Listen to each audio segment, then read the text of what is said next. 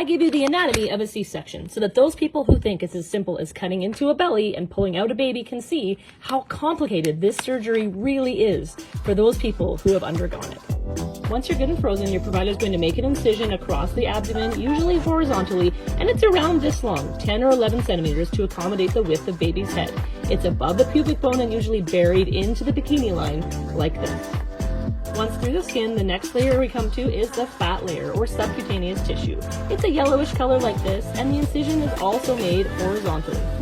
After the fat comes the fascia. The fascia is white in color like this. It's a tough, fibrous, connective tissue. It's all throughout the body, and it surrounds things like blood vessels, nerves, and muscles.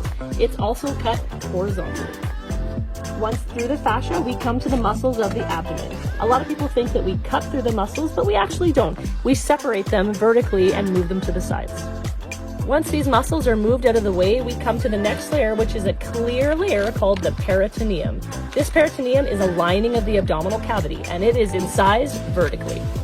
Once the peritoneum is out of the way, we come to the uterus. But in the way of the uterus is the bladder, and we don't want to damage the bladder.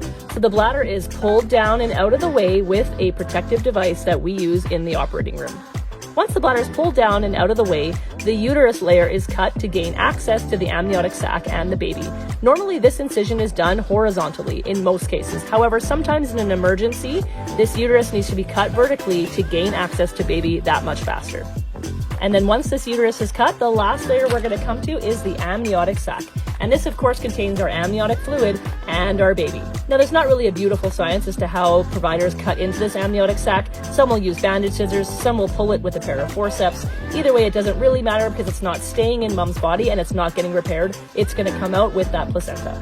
So as we can see, a C-section is really not a simple operation. It's a major abdominal surgery, as we mentioned, and our birthing people that have gone through this surgery and the recovery that's associated with it, congratulations.